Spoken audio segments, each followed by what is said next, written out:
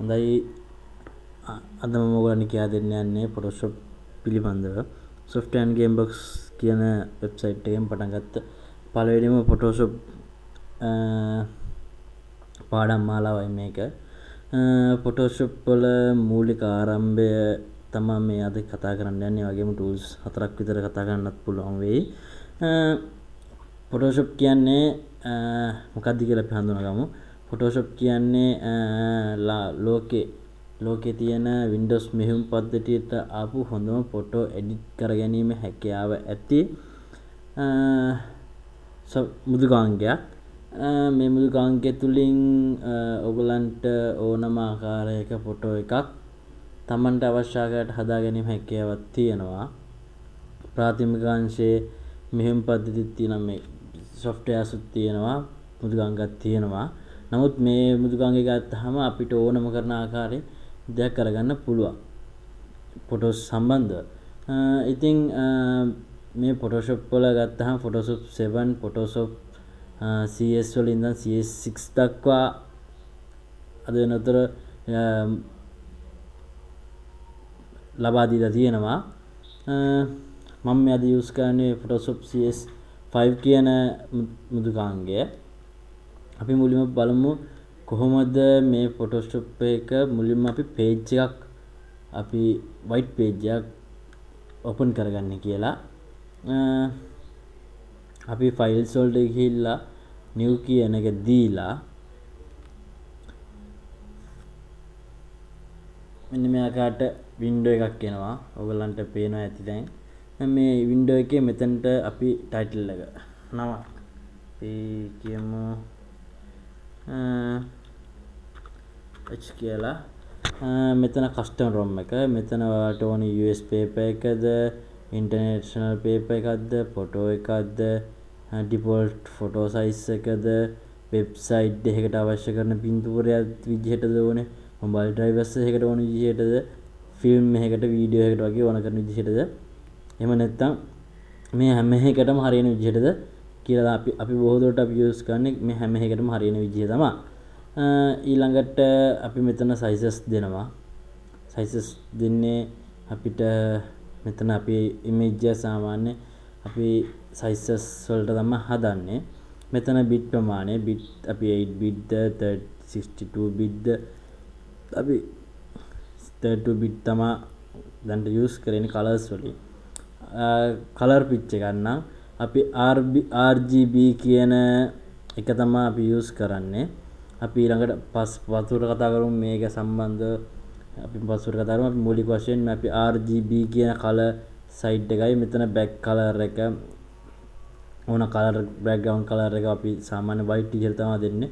transparency එකත් ඒ විදිහටම දෙනවා. දීලා අපි මේක okay කරලා ඒතර අපිට මෙන්න මේ ආකාරයේ පිටුවක් එනවා.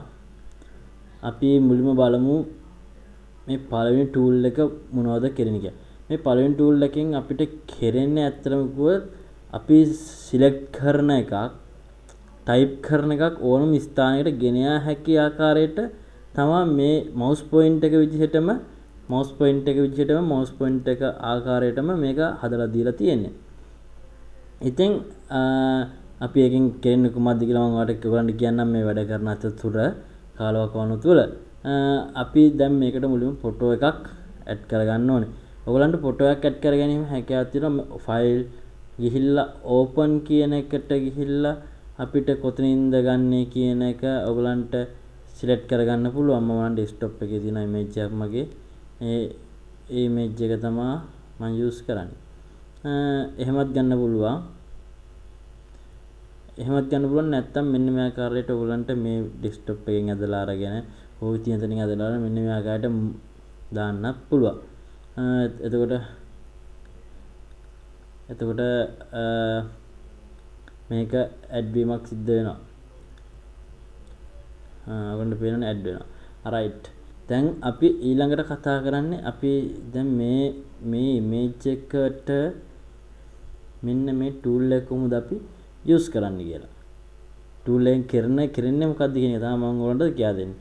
මේක ඇවිල්ලා මම පේනවා ඇති regulation tool එකක් කියලා. regular tool එකක්.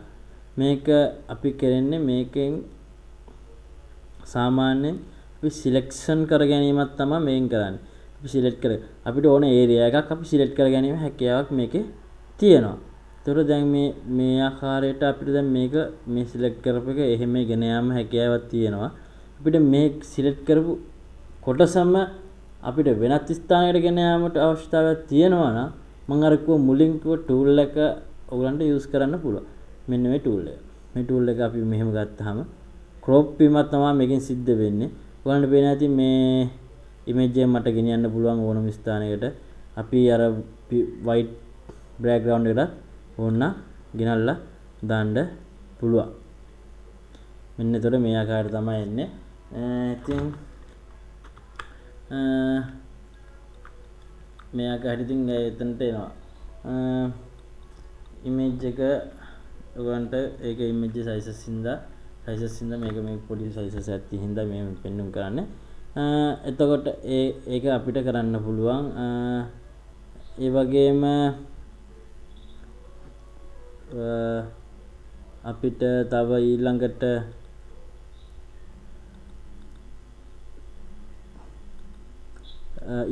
අපි ගත්තාම ඊළඟ ටූල් එක මෙන්න මේ ටූල් එක. ඒකෙම තියෙනවා අපිට ඊළඟ රවුන්ඩ් ටූල් එක. මේක සයිකල් ටූල් එක ඩිලීට් කරලා මේක සයිකල් අපිට ඕනේ මේක මෙතනින් රවුමක් විදිහට සිලෙක්ට් කරගන්න. ඉතින් අපිට මේ රවුම් විදිහට ඕන තැනට මෙහෙම ගෙනල්ලා අර ආකාරයටම අපිට ක්‍රොප් කර ගැනීමක් සිදු කරගත්ත හැකි. මෙන්න මේ ආකාරයට ගෙනල්ලා ඕනම ස්ථානකින් තියාගන්න පුළුවන් අපිට. ඒ වගේම අනිත් ටූල් නුත් කරන්නේ ඒ කියන කතන්දරයම තමයි මෙන්න මේ ටූල් එකම තමයි සිද්ධ වෙන්නේ. මේක මෙහෙම කරපුවාම මේවා වෙන්නේ සිද්ධ වෙන්නේ මේවෙන් නම් මේක ලකුණු කිරීමක් තමයි සිද්ධ කරන්නේ. ඒ වගේ දේවල් තමයි සිද්ධ වෙන්නේ. ඊළඟට මේකෙත් මේ ආකාරයට හරි. ඊළඟට අපිට තියෙන්නේ මෙන්න මේ ටූල් එක. ලේසර් ටූල් එක. මේ ටූල් එකෙන් අපිට මේක ප්‍රාථමික ටූල් එකක්. මේ ටූල් එකෙන් අපි සිලෙක්ෂන් එක තමයි අපි මේකෙන් කරන්නේ. සිලෙක්ට් කර ගැනීමක්. නමුත් මේ ටූල් එකේ හරහා අපිට අවශ්‍ය ස්ථාන පමණක් ටූල් එකෙන් සිලෙක්ට් කරගන්න පුළුවන්. මේකට ඉතින් හැකියාව හා සම්බන්ධව මේක සිලෙක්ට් කර ගැනීම සිදු කරගත්ත හැකි. ඉතින් මේ සිදු කර ගැනීමේදී මේ ටූල් එක අපිට ටිකක් අපහසුයි. අපි යූස් කරන කට්ටිය දන්නවා. Photoshop ඉගෙන සාමාන්‍ය දැනුමක් තියෙන කට්ටිය වුවත් දන්නවා මේ ටූල් එක අතින් අඳින්න කොච්චර අමාරුද කියලා. ඒක ලොකු ඉමේජ් එකක් උත් ගොඩක් අමාරු වෙන අපිට අඳින්න. ඉතින් ඒ වගේ දේවල් තියෙනවා. ඉතින් ඒක සාමාන්‍ය පොඩි ටූල් එක අපි යූස් වෙන්නෙම නැති තරම් මේ ටූල් එක ගත්තාම මේ ටූල් එක සිලෙක්ෂන් ටූල් එකක්. මේ ටූල් එකෙන් අපි කරන්නේ අපිට ඕන ආකාරයට මේ ටූල් එක අපිට හදාගත්ත හැකි. ටික් එක තියෙන තැන ඉඳන් ඉදිරියට තමයි ඉස්සරහට තමයි යන්නේ. අපිට ඕන ආකාරයට මේ mouse point එකේ ක්ලික් කර ගැනීමෙන් ඕනම හැඩයකට මේක හදාගන්න පුළුවන්. ඒකට දැන් පේන ඇති මම මේ mouse එක ක්ලික් කර ඔන්න ක්ලික් කරා අයෝන හැඩය ස්ථාන වලට ගෙනිල්ලා ආය අවසාන ස්ථානට ගෙනාපුවාම මේ සිලෙක්ට් කරපු ආකාරයට පෙන්වනවා. ඊළඟට මේ මැග්නටික් ටූල් එක. මේ ටූල් එකෙන් නම් ගොඩක් අය හදනකොට පාවිච්චි කරන්නේ මෙන්න මේ ටූල් එක. මොකද මේ ටූල් එක කලර්ස් වෙනස් වීම තුල සඳහා පාවිච්චි කරන ටූල් එකක්. මේක ඕනම සිලෙක්ෂන් එක. ඔයාට අවශ්‍ය කරන ඕනම ස්ථානයකට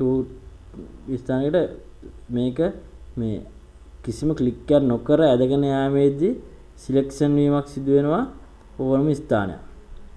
අපි එනදී දැක්කම දැන් කිසිම කරදරයක් නැතුව ටග් ගාලා මේක වටේ නිච්චාම ටග් ගාලාම මේක සිලෙක්ෂන් වුණා. හරි ඊළඟට අපිට තියෙන්නේ මෙන්න මේ ටූල් එක. මේ ටූල් එකෙන් අපි කරන්නේ දැන් අපි හිතමු මේක අපි අතින් අඩු වෙලා තියෙනවා. අපි අතින් අඩුවීමක් සිද්ධ වෙලා තියෙනවා කියමු. මෙන්න මෙයාගේ අපි අතින් කිසියම් ටූල් එකකින් සිලෙක්ෂන් එක කරලා ඉවරලා අපිට අඩුපාඩුවක් තියෙනවා. මේක මේ හරියට ඇවිල්ලා නැහැ. ඒ වෙලාවේදී අපි මෙන්න මේ ස්ථාන ධන හෝ ඍණ කියන අංශ එක ඔබ්බල වෙලා මෙන්න මේ ආකාරයට අපිට මේක සිලෙක්ෂන් එක නිසියාකාරව හදාගන්න පුළුවන්. එතකොට දැන් මෙතන පොඩ්ඩක් මේ ගියා. ඒක ඔන්න මේ ආකාරයට අපි හදාගන්නවා. මෙතනදී මේ ටූල් එකෙන් කරන්නේ මේ ටූල් එකෙන් කියන්නේ අපි සිලෙක්ෂන් එකක් හදාගන්න පුළුවන් වෙන විදිහට තමයි මේ ටූල් එක තියෙන්නේ. දැක්කනේ ඔයගලන්ට මේ ටග් ගාලා පහසුවෙන් මේ සිලෙක්ට් කර ගැනීම සිද්ධ වුණා. ඊට පස්සේ ඊළඟ මේකේ මැජික් ටූල් එක. මේකෙන් කරන්නේ කලර්ස් අනුව සිලෙක්ෂන් කර ගැනීම. එකම විදිහේ තියෙන කලර්ස් ස්ථානවල ටික ඔක්කොම මේකෙන් සිලෙක්ට් කර ගැනීමක් සිද්ධ කරනවා. ඒ කොටස් ඒ ආකාරයෙන්ම වන්ට ඉතින් මේ ක්‍රොප් බටන් එක තුලින් ගෙනියාමට හැකියාවකුත් තියෙනවා. ඊළඟට අපිට තියෙන්නේ ක්‍රොප් කියන එක. ඉතින් අපි ඩෙසර්ට් මේ කරගෙන ඉමු. ඊළඟට අපිට තියෙන ක්‍රොප් බටන් එක. ඉතින් අපිට මෙතන ඉන්න මනුස්සයාව අයින් කර ගැනීම හැකියාවක් අවශ්‍යතාවයක් තියෙනවා. අපි ඒකට කරන්නේ මෙන්න මේ ආකාරයෙන් මේක සිලෙක්ට් කරගත්තාම මේ ආකාරයට මෙන්න මේ ටික් එක දුන්නාම මේ ක්‍රොප් වෙනවා. ඒතර ඒ අවශ්‍ය තැන අයින් කර ගැනීම හැකියාවක් තියෙනවා. ඒ වගේම මේකේ සිලෙක්ට් ටූල් එක අපි මේක මෙන්න මේ ආකාරයට සිලෙක්ට් කරලා මේක අපිට ඕන සයිස් එකක් හදාගන්න පුළුවන්. හදාගෙන මේක මේ ආකාරයෙන් මෙහෙම කරලා ලේයර් එක තුල මේක ෆස්ට් ලේයර් එකකින්ද මේකෙන් වැඩ කරන්න අමාරුයි. මේ ලේයර් එක තුල වැඩ කිරීමේ හැකියාවක් තියෙනවා. සයිසල් ටූල් එක. ඊළඟට ඒ වගේම ටූල් එකක් තමයි ඒකත්. ඒක අවශ්‍ය ස්ථානට ගෙන යාමට හැකියාවක් තියෙනවා. අපි ඊළඟට මේ ටූල් එක ගත්තොත් එහෙම අපි මේක අපිට අවශ්‍ය ස්ථාන සිලෙක්ට් කර ගැනීම තමයි 1 2 3 4 5 කියලා අපිට හදා ගැනීමට අවශ්‍ය ස්ථාන අපිට එකපාරක් පින්තූරයක් දිහා බැලුවම අමතක වෙනවා නම් මෙතන හදන්න ඕනේ කියලා මේකෙන් මාක් කර ගැනීමක් හැකියාවක් තියෙනවා. ඒ වගේම ඊළඟට මේකේ තියෙනවා මෙන්න මේ අපිට මේ කලර්ස් අපිට දැන් මේ හදිස්සියෙන් පැචස් එකක් තිබ්බොත් අපි කොහොමද මේ කලර් එකම හරියටම හොයාගන්නේ?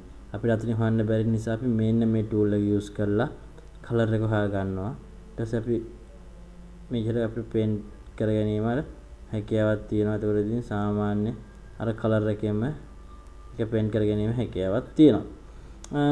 ඊළඟට ඒකේ තව ටූල් එකක් තමයි මේක කලර් අපි මේ මෙන්න මේ විදිහට ක්ලික් කරපුවහම මේක අනිත් ස්ථානවල තියෙන කලර්ස් රේන්ජ් එක පෙන්වනවා.